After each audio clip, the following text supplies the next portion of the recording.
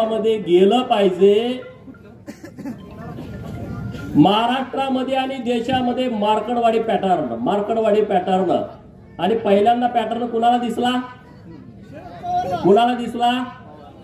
अरे हे माझं रक्ता मांसाचं गाव आहे, माझ्या पै पाहुण्यांचं गाव आहे, 90% इथं धनगर समाज राहतो. आणि मग माझी जबाबदारी वाढली की अरे धनगरांनाच पुढं का केलं, की म्हणजे या महाराष्ट्रातला धनगर समाज लोकशाहीच्या माध्यमातून जी निवडणूक प्रक्रिया पार पडते त्याच्या विरोधात आहे असं वातावरण करण्याचं महापाप शरद पवारांनी केलं. म्हणून आम्ही मार्कडवाडीमध्ये आज आलो. अरे 100 शकुनी मेल्याच्या नंतर एक पवार जन्माला आलाय. 100 शकुनी मेल्याच्या नंतर एक शरद पवार जन्माला आलाय. हे तर डोकं बघा की धनगर समाज हा कायदा मानत नाही, धनगर समाज हा लोकशाही मानत नाही. अरे 100 गावात या विधानसभा मतदारसंघामध्ये माझ्याच मार्कडवाडीला का पुढे केला आणि म्हणून मी आणि सदाभाऊ इथं तुमच्या गावामध्ये आलो आहे. अरे या हिंदुस्थानातला धनगर समाज हा लोकशाहीला मानतो. या भारताच्या नवनिर्मितीमध्ये धनगरांचा सिंहाचा वाटा आहे. जी संसद भवन आज दिल्लीमध्ये डोमानं उभी आहे, जे राष्ट्रपती भवन दिल्लीमध्ये उभा आहे आणि त्या सगळ्या जमिनी आहेत त्या होळकरांच्या रायसोनी गावामध्ये उभ्या आहेत. अरे ही लोकशाही मजबूत करण्यासाठी या होळकरांचा सिंहाचा वाटा आहे. आणि म्हणून पवारांचा डाव लाथानं उधळून टाकण्यासाठी आज आम्ही तुमच्या समोर आलो आहे. बरोबर आहे की चुकीचं आहे? हा का रे बाबा, पहिल्यांदा आम्ही राजीनामा देणार. दे की तुझ्या लेकीचा, दे लेकीचा राजीनामा. 4-5 महिन्यापूर्वी लोकसभेच्या निवडणुका झाल्या, 1 लाख 1.5 लाखांना निवडून आली आहे.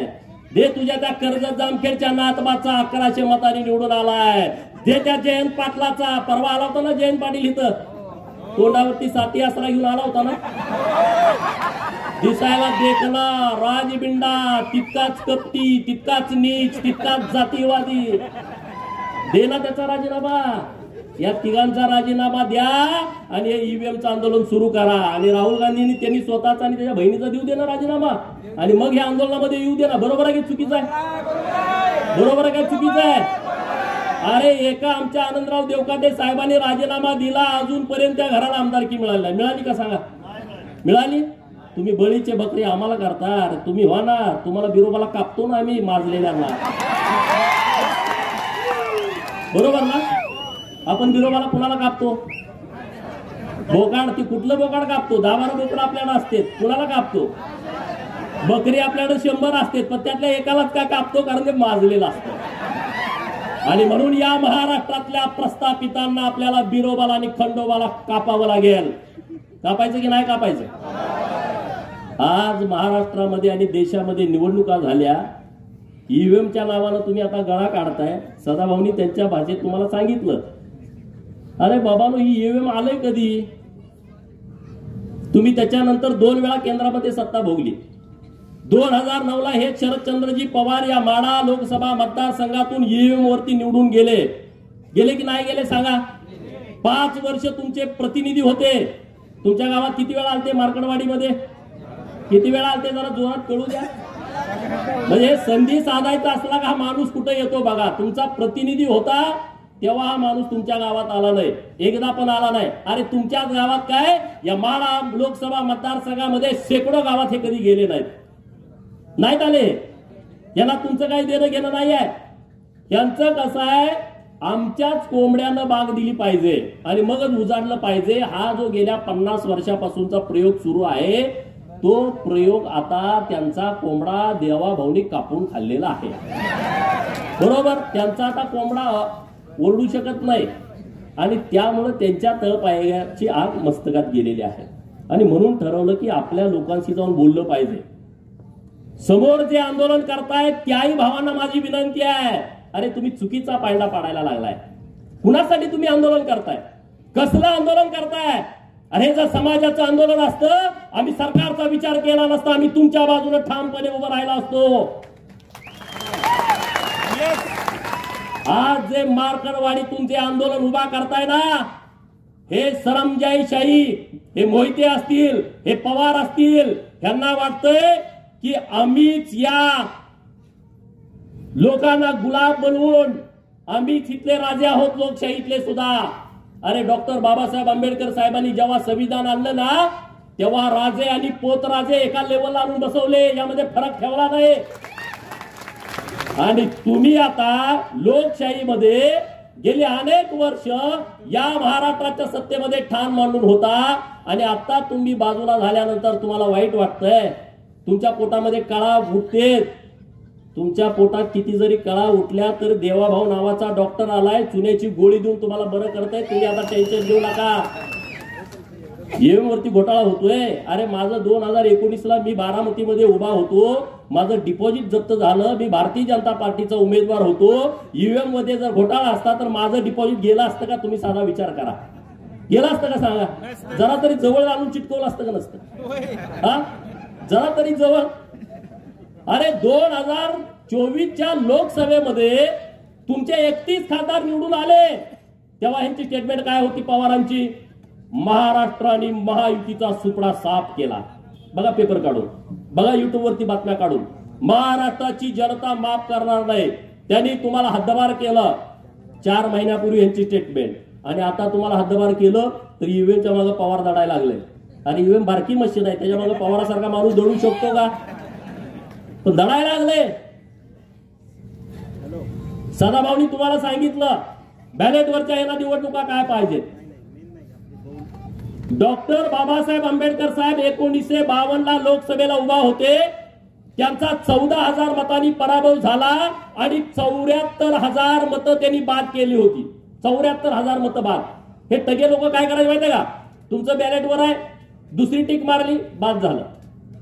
चिठ्ठी गिळून खाल्ली, विषय संपला. चिठ्ठी पळवून दिली, विषय संपला. आता यांना यात हस्तक्षेप करता येत नाही.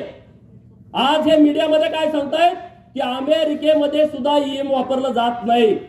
किती खोटं सांगायचं बघा. आज देशामधल्या अनेक राष्ट्रांमध्ये ईव्हीएम वरती निवडणुका होत आहेत.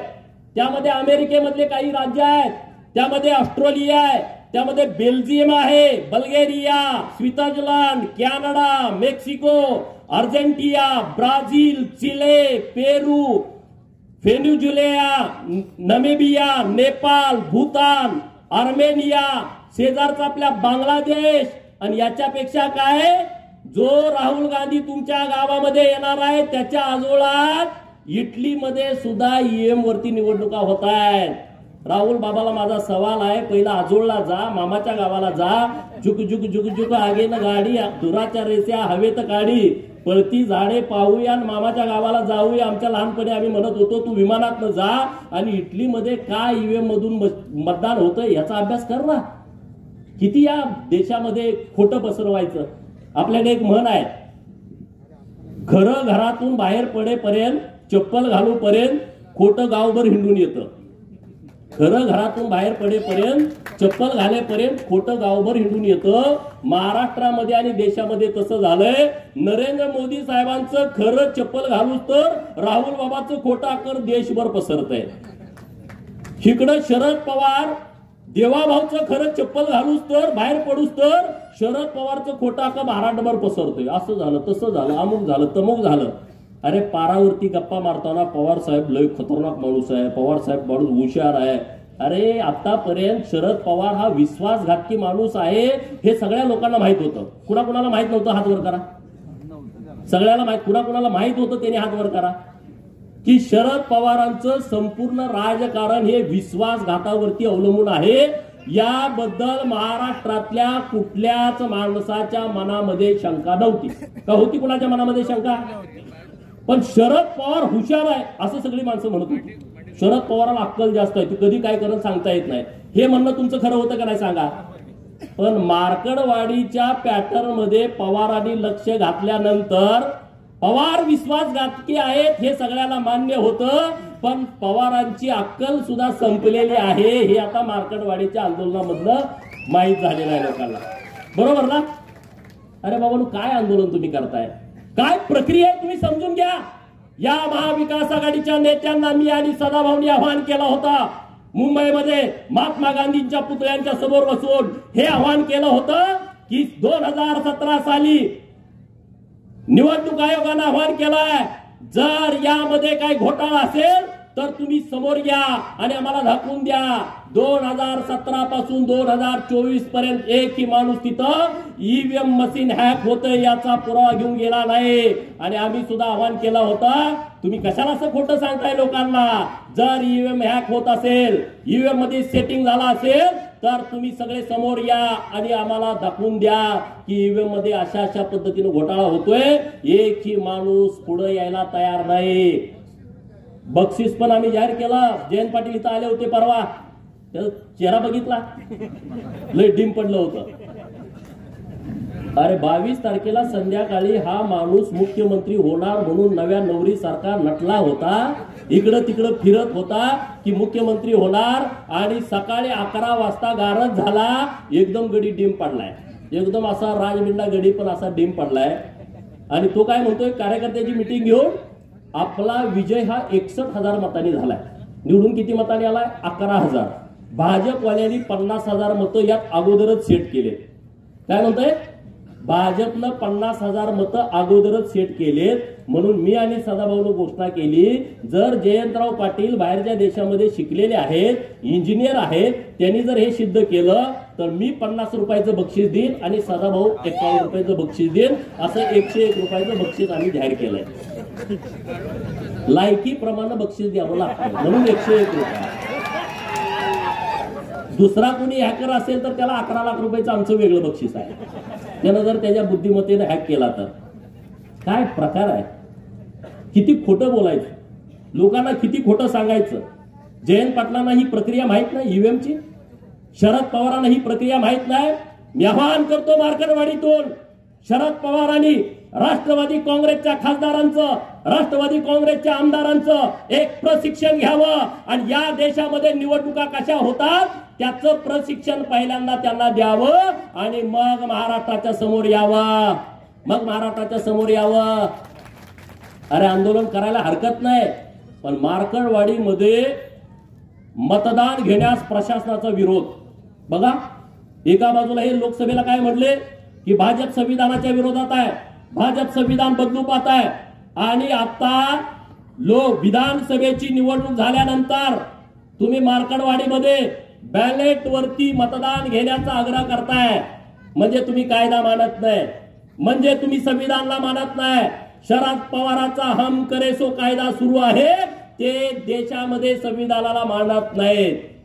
अरे साधं गणित आहे.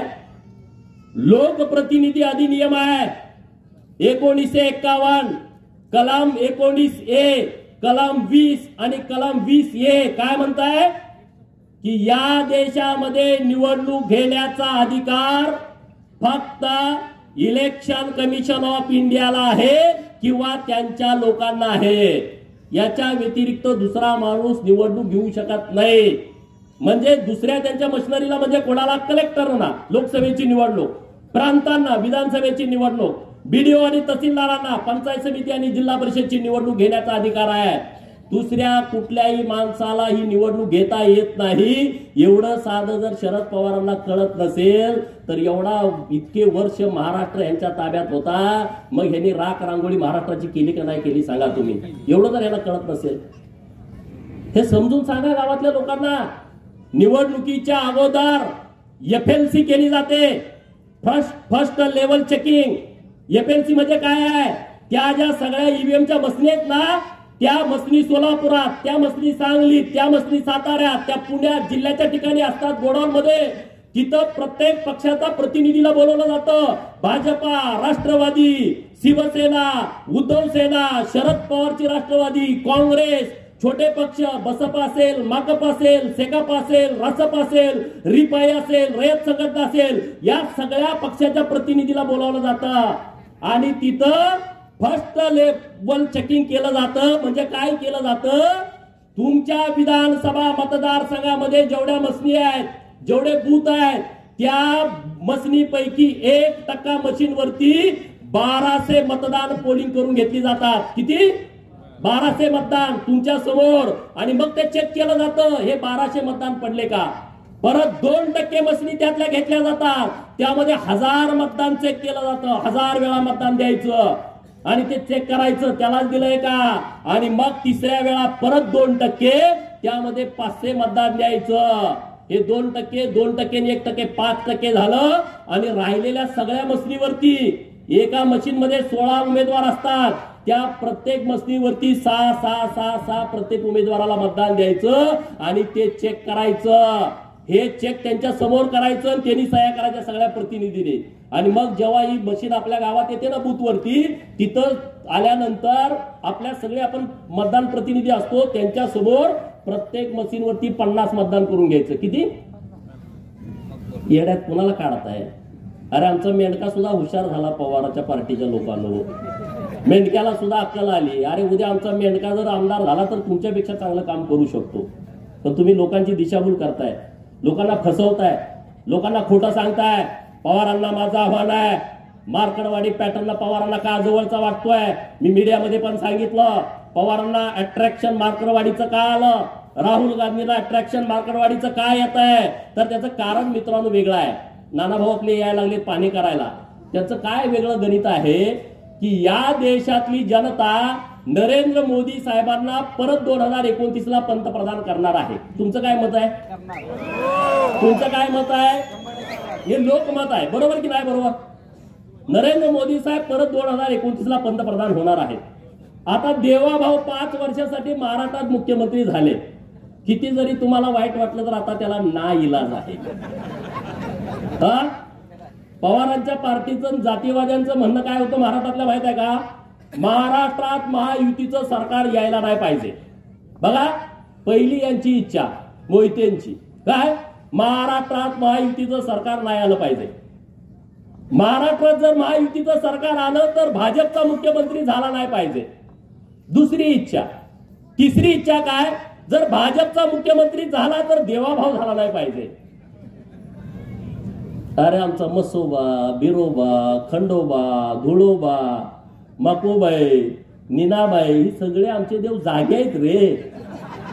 तिथला बहुजन जागा आहे गाववाड्यातला. गाववाड्यातल्या लोकांनी डोळं उडून बघितलं की बाबानो हे देवाभावच का लागतंय, नरेंद्र मोदी साहेब का पाहिजे. ईव्हीएम हॅक केली, ईव्हीएम हॅक केली, होय ईव्हीएम हॅक केली दिवाण सर, पण कुणी केली?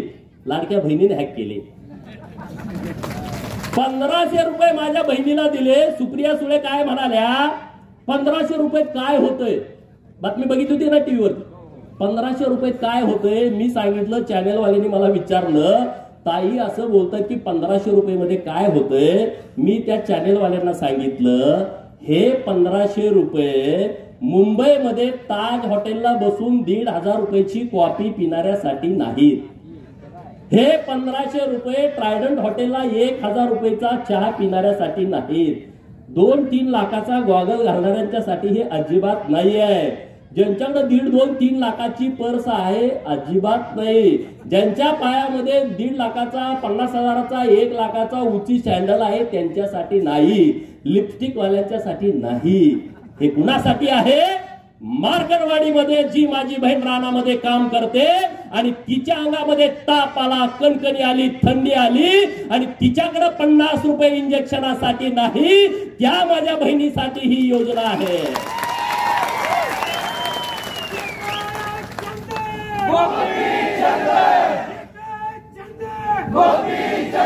दुपारची शाळा सुटल्यानंतर पोरग पळत पळत पळत येते, आई आई आई मला 10 रुपये पाहिजे आईस्क्रीम घ्यायला.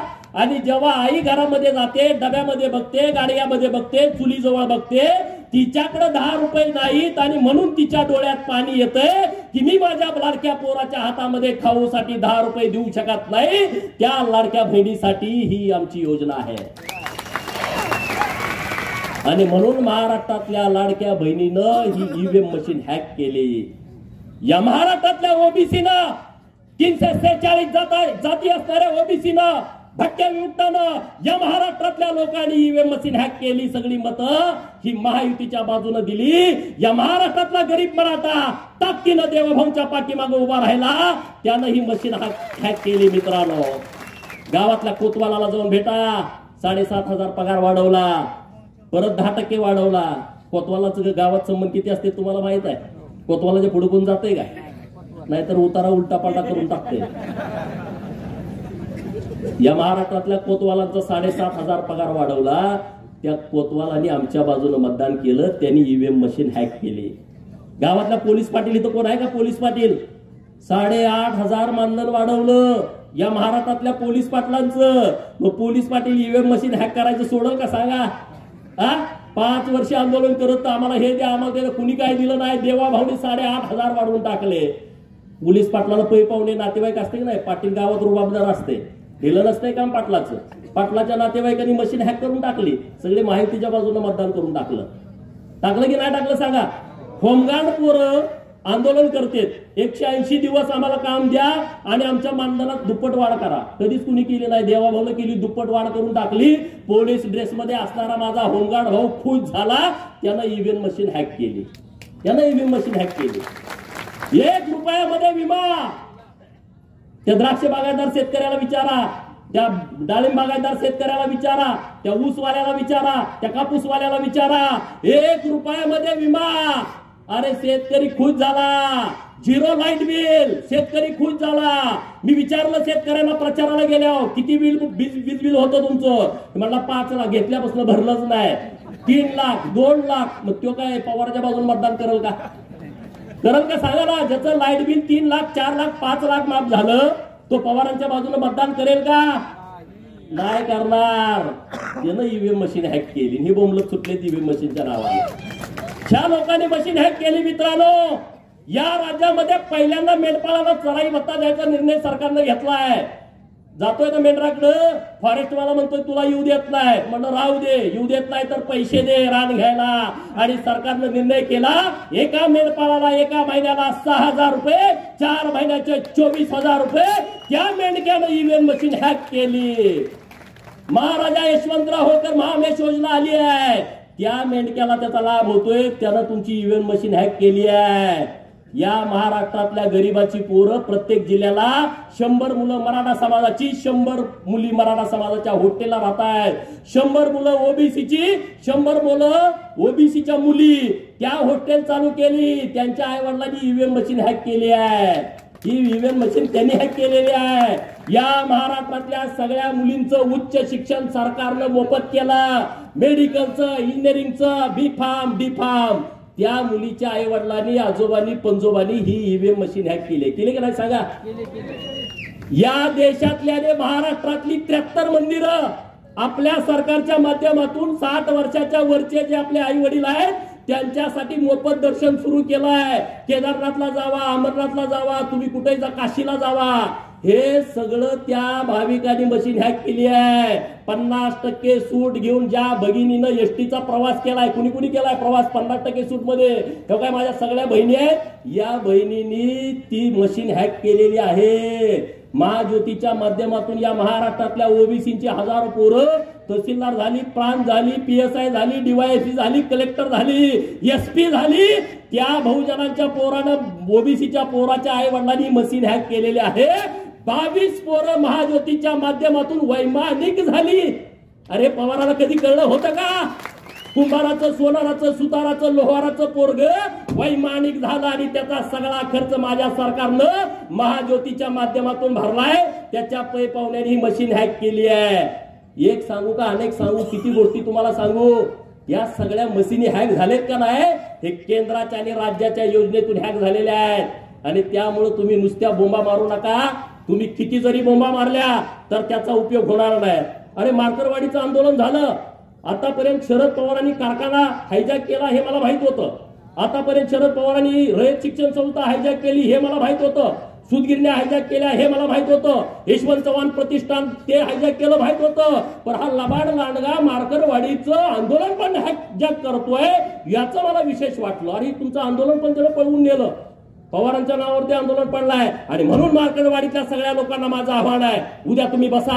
हे राजकारण जाऊ द्या बाजूला.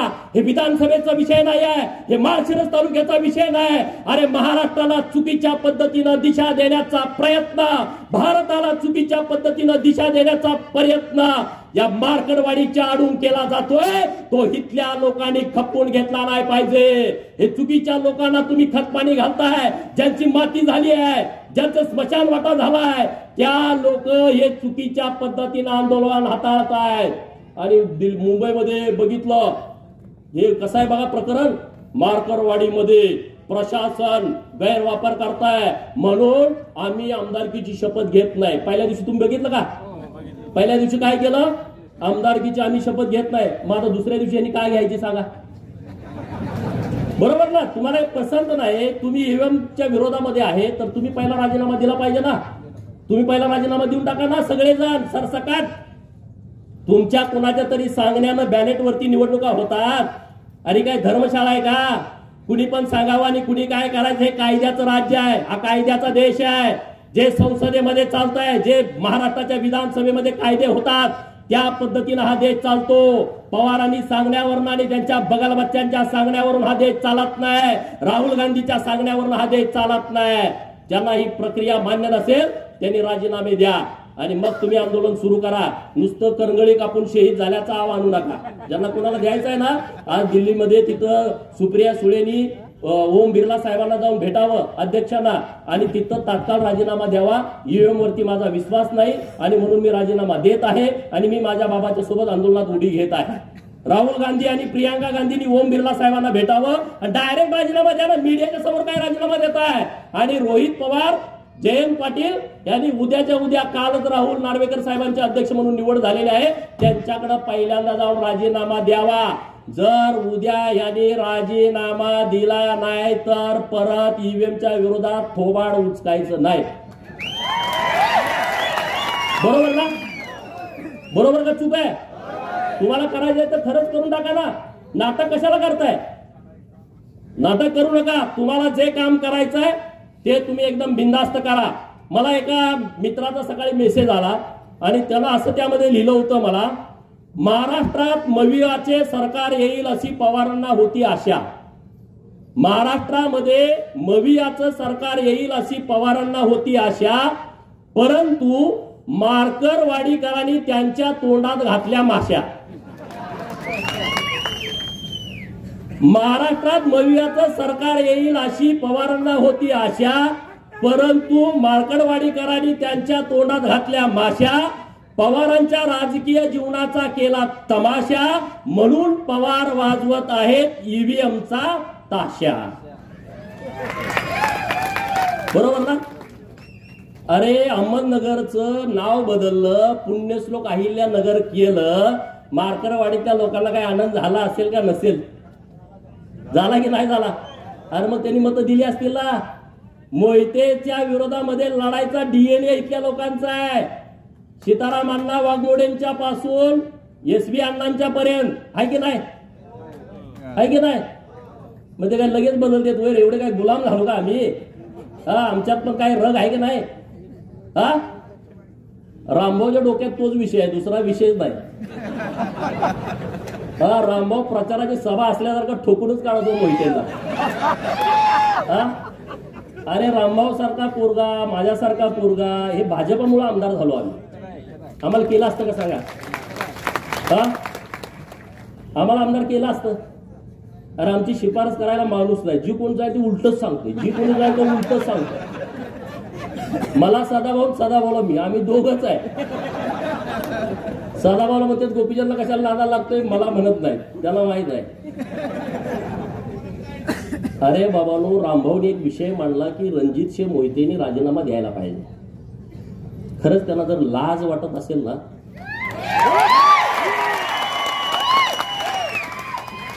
अरे आपण ज्या देवाभाऊंच्या मुळे माणसात आहोत, जेलमध्ये तुम्ही असता, त्या देवाभाऊंच्या अडचणीच्या काळामध्ये तुम्ही लोकसभेला आणि विधानसभेला विरोधामध्ये गेला। नितेश राणेंचं टाळ्या वाजवून जरा अभिनंदन करा, मी कहाणी तुम्हाला सांगणार आहे। नारायण राणे हा एकदम कडवा माणूस आहे, बरोबर, रगेल आहे, पोरं त्यांच्या पुढची रगेल निघाली। परवा देवाभाऊंचा गटनेतेपदी जेव्हा निवड झाली विधिमंडळाच्या, तेव्हा सदाभाऊ त्यांच्या बाजूला मी, माझ्या बाजूला नितेश राणे, नितेश राणेच्या बाजूला रणजित मोहिते बसले होते सेंट्रल हॉलला. नितेश राणे साहेबांना ते दिसल्या म्हणजे तू कसं इथं आलाय? हो खरी परिस्थिती. अरे तुला काय लाज लज्जा वाटत नाही का? नाही नाही ते रामभाऊन आमची खानदानाची आईवण काढली. अरे तुझे कुठं तू खानदान सगळं जेलमध्ये असतं तुझं म्हणले. तू काय सांगतो रे म्हणले? देवाभाऊंच्या विरोधात गेला चाल पाहिला मी 4 दिवसापूर्वी गेलं की उठूनच गेलं.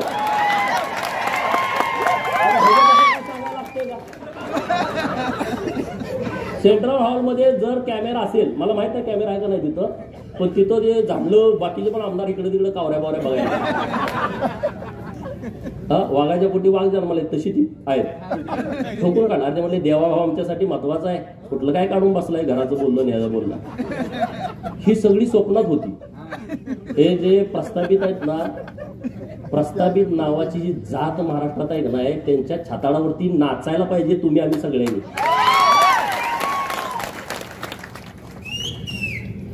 नाचायला पाहिजे का नाही पाहिजे? त्यांना असं वाटत होतं की आता आपलं कोणतं सरकार येतंय ना, आम्ही असं करून तसं करू. आता इतकी मऊ आलेत. जयंत पाटलाचं कालचं सभागृहातलं भाषण ऐकलं का? 2019ला देवाभाऊंना पुन्हा येईन ह्याच्यावरती असा डिवचत होता का ना? आणि काल स्वतःसारखा मऊ 4 वेळा पाया पडले सगळ्यात तिन्ही पुढाऱ्यांच्या. किती वेळा?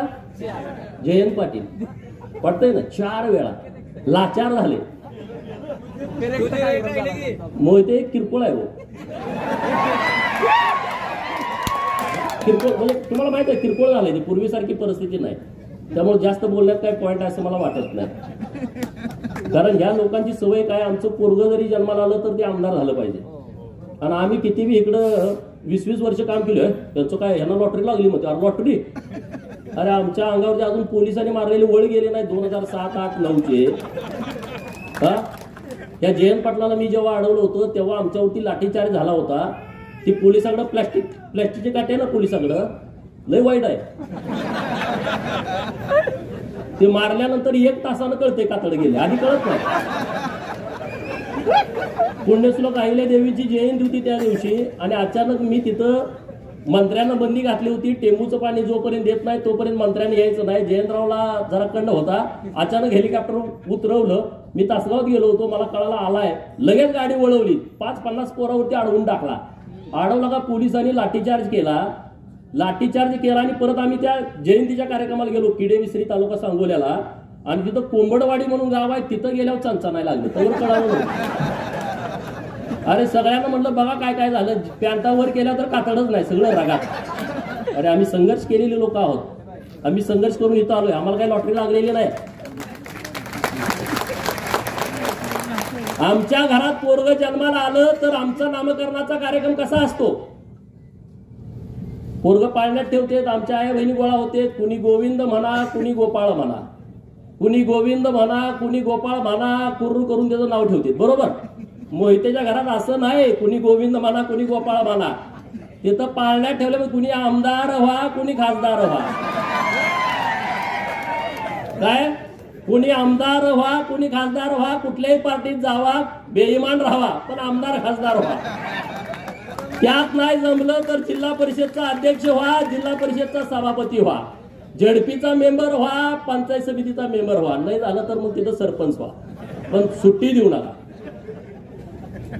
माझी भाजपला सुद्धा विनंती आहे, ज्यांनी गद्दारी केली आहे 2024ला आपल्या पडत्या काळामध्ये, त्यांना पायताना जवळ सुद्धा उभा करू नका. एकट्या मोहित्यांचा विषय नाही. महाराष्ट्रात ज्यांनी आपला लाभ घेतला, आपला गैरफायदा घेतला, त्यामुळे तुम्ही रामभाऊ चिंता करू नका. तुमचा योग्य सन्मान भारतीय जनता पार्टीच्या माध्यमातून होईल. यासाठी मी आणि सदाभाऊ माननीय देवाभाऊंना जाऊन भेटेन. चिंता करू नका अजिबात. आणि आपण काय काळजी करायची? आपला काय बाप आमदार खासदार होता का? अरे तुमचा तर बाप ऊसतोड मजूर होता. माझी आई मी तुमच्या समोर बोलत असताना शेतात राबते, सदाभाऊची आई शेतामध्ये राबते. आपलं नुकसान होणार आहे काय? आपला काय कारखाना आहे का, सुतगिरणी आहे का, बँक आहे का, आपल्यावर लोन आहे काय? नाही. आपल्याकडे कापड आणि गाडी सोडून काही नाही, काय चिंता करायचा. त्यामुळं कुठल्याही प्रस्थापिताच्या छताडाला धरायला आम्हाला कधीच काय भीती वाटत नाही आणि आम्ही छताड धरतोय तुमच्यासाठी धरतो. आमचं वैयक्तिक काय नाही त्यांच्यासाठी, आमचं वैयक्तिक तिथं काय अडकलेलं नाही. आणि म्हणून आज ईव्हीएमच्या बाबतीमध्ये जो खोटं खोटं खोटं, अरे लोकांना ते खरं वाटायला लागलं. आता मला कुलाळवाडी नावाचं गाव आहे, 11च मतं विरोधात पडलेत, मग तिथं काय ईव्हीएम घोटाळा झाला. अरे मला मानणारी, भाजपला मानणारी, देवाभाऊला मानणारी लोक आहेत त्या गावातली, नुसती 11 मतं विरोधात गेली 1100 पैकी. अशी कितीतरी गाव आहेत महाराष्ट्रामध्ये, वन साइड सगळं मतदान झालेलं आहे. आणि या महाराष्ट्रातल्या जनतेचा विचार करणारा माणूस जर मुख्यमंत्री होणार असेल तर लोक पवारांना मतं देतील का? लोक विरोधकांना मतं देतील का? अरे देणार नाही. या महाराष्ट्रातल्या गोरगरिबांचा, उपेक्षितांचा, अपमानित लोकांचा नेता देवाभाऊ आहे. या महाराष्ट्रातल्या प्रस्थापितांचा कर्दन काळ आहे. या महाराष्ट्रातल्या विस्थापितांची काळजी घेणारा नेता आहे. आणि हा नेता महाराष्ट्राच्या सत्तेमध्ये यावा म्हणून गावगाड्यातल्या लोकांनी मतदान केलाय. गावगाड्यातल्या लोकांनी मतदान केलाय. गावगाड्याची काळजी घेणारा नेता आहे.